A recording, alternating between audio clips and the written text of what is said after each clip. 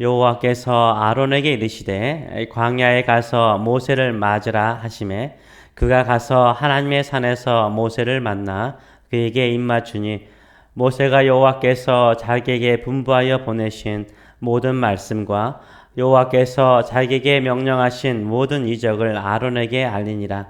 모세와 아론이 가서 이스라엘 자손의 모든 장로를 모으고 아론이 여호와께서 모세에게 이르신 모든 말씀을 전하고 그 백성 앞에서 이적을 행하니 백성이 믿음에요 여호와께서 이스라엘 자손을 찾으시고 그들의 고난을 살피셨다 함을 듣고 머리 숙여 경배하였더라. 아멘. 오늘 이 말씀을 가지고 하나님은 첫걸음을 도우신다, 하나님은 첫걸음을 도우신다 라는 제목으로 같이 은혜를 나누기로 원합니다. 이 첫걸음이 참 쉽지 않죠. 아이들도 태어나서 첫걸음을 하기 위해서 얼마나 많이 쓰러집니까? 넘어집니까? 수만 번 정도 넘어져서 첫걸음을 하는 경우가 많습니다. 우리 인생을 새롭게 출발할 때도 마찬가지입니다. 첫걸음 하는 것이 상당히 쉽지 않습니다. 모세가 80세가 되어서 출애굽의 사역의 첫걸음을 하는 것이 절대 쉽지 않는 거죠. 이 첫걸음을 누가 도와주십니까? 하나님께서 도와주세요. 하나님께서 모세를 도와주십니다. 그래서 모세가 하나님께서 나와 함께 계심을 첫걸음 할 때 깊이 느끼는 것입니다. 아이들이 첫걸음 할 때 부모들이 얼마나 기뻐해요? 막 박수를 치고 기뻐하고 잔치하잖아요. 마찬가지입니다. 우리가 믿음으로 첫걸음을 디딜 때, 사명자로서 살고자 첫걸음을 디딜 때 하나님께서 우리를 도와주시고 기뻐하여 주시는 줄 믿습니다. 그렇다면 하나님께서는 모세를 어떻게 도와주셨을까요? 첫째는 동역자를 보내주십니다. 모세의 동역자는 누굽니까? 아론입니다. 아론. 형 아론입니다. 모세가 직접 아론을 찾아가서 형님, 몇십 년 만에 만난 거죠. 형님, 나 좀 도와주세요. 이렇게 모세가 직접 찾아가서 아쉬운 소리 하지 않습니다. 하나님께서 아론에게 찾아가세요. 그리고 아론에게 말하기를 광야에 가서 모세를 맞이하라 라고 명령하십니다. 모세가 아론을 찾아가는 것이 아니라 아론, 3살 많은 형 아론이 모세를 찾아옵니다. 처음 사역하는 모세의 마음의 부담감을 덜어주는 거예요. 누군가 부탁하는 게 쉽지 않잖아요.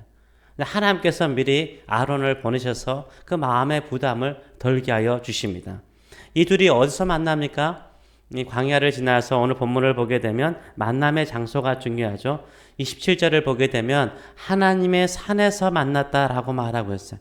하나님의 산이 어디죠? 호렙산이죠. 거기에서 모세가 떨긴 나무 불꽃 가운데 나타나신 하나님을 만나는 거죠. 아론이 바로 그 하나님의 산으로까지 오게 되고 거기서 아론과 모세가 만나게 됩니다.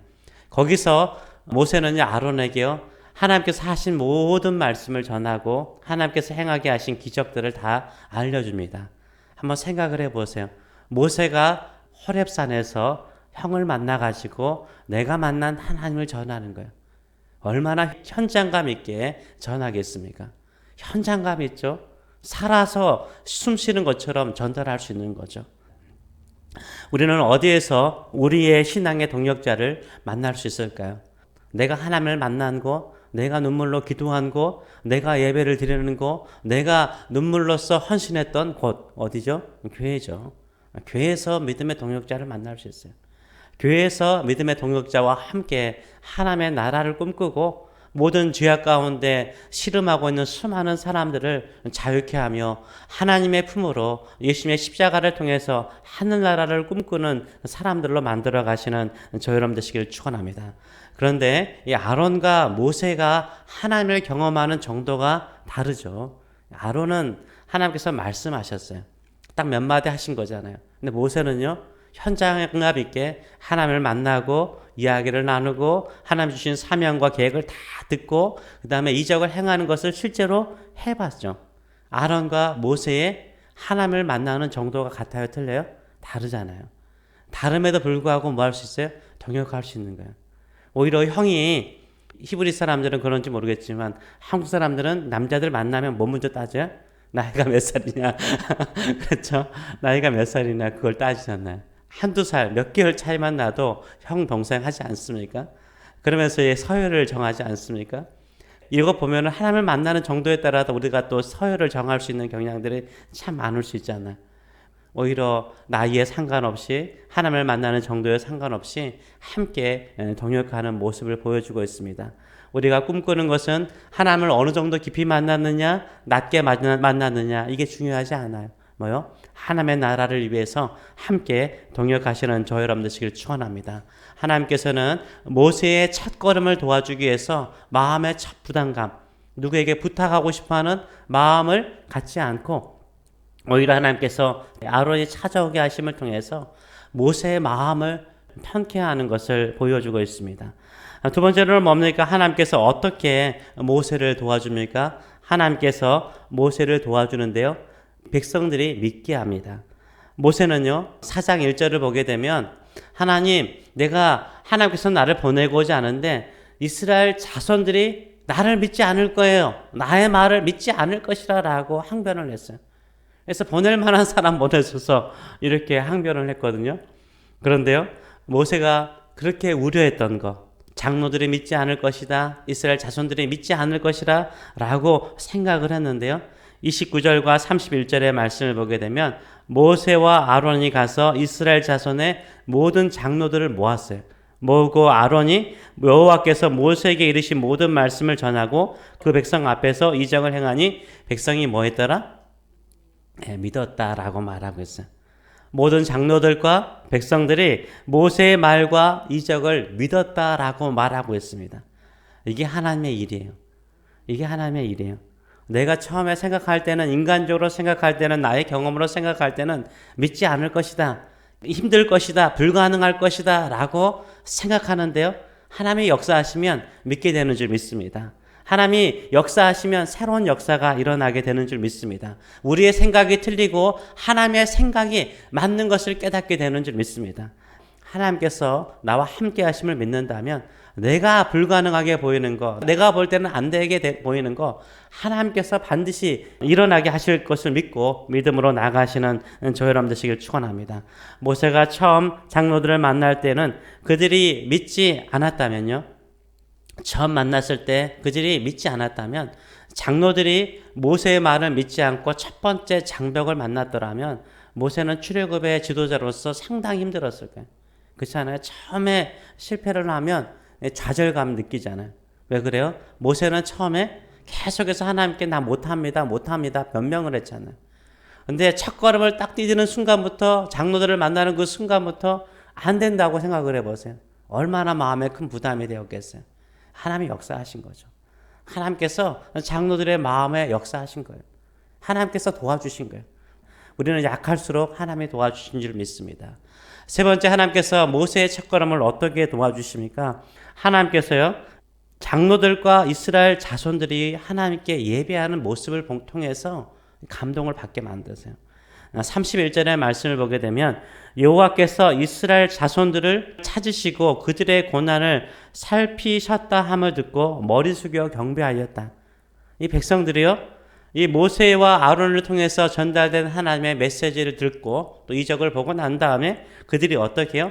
여호와 하나님, 우리의 조상의 하나님께서 이스라엘 자손들을 뭐 하시고? 찾으신다는 거예요. 그들의 고난을 뭐 하셨다? 살피셨다 함을 듣고 뭐 했다고요? 머리를 숙여, 몸을 땅에 숙여서 하나님께 예배했다라고 말하고 있습니다. 무엇 때문에 예배한 거예요? 그들이 아직 출애굽하지 않았어요. 그들이 아직 고난과 역경에서, 노예의 삶에서 벗어나지 않았어요.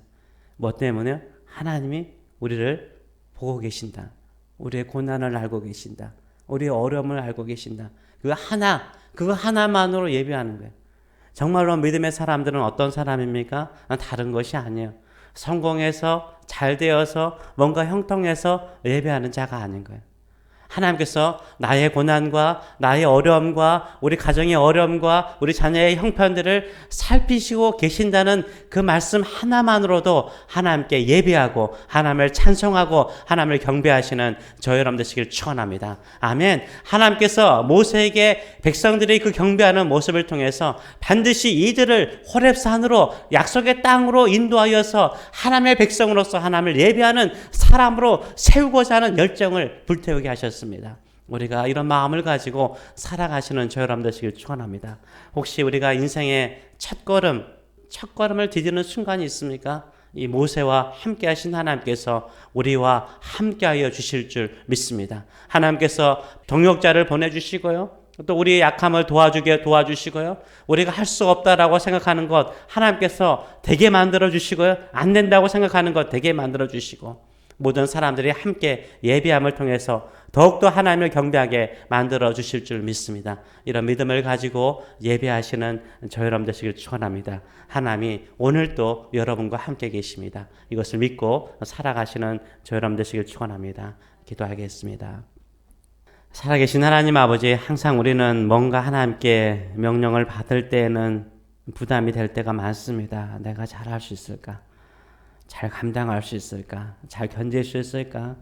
내 생각에는 도저히 불가능하게 보이는데, 도저히 안 될 것처럼 보이는데, 그냥 마치 도살장에 끌려가는 어린 양처럼 우리가 살아갈 때가 있습니다. 이제는 그 마음을 벗어버리게 하여 주시고, 하나님께서 내가 가장 부담스러워하고 힘든 일 도와주실 것 믿고, 역사하실 것 믿고, 또 일하실 것을 믿고, 담대함을 가지고 나가는 믿음의 사람들 될 수 있도록 축복하여 주시옵소서. 그래서 하나님께서 나를 도우시고 나에게 역사하시고 큰 일을 이루시는 전능하신 하나님이신 것을 경험하는 인생들 될 수 있도록 축복하여 주시옵소서. 감사드리며 예수님의 이름으로 기도합나이다. 아멘.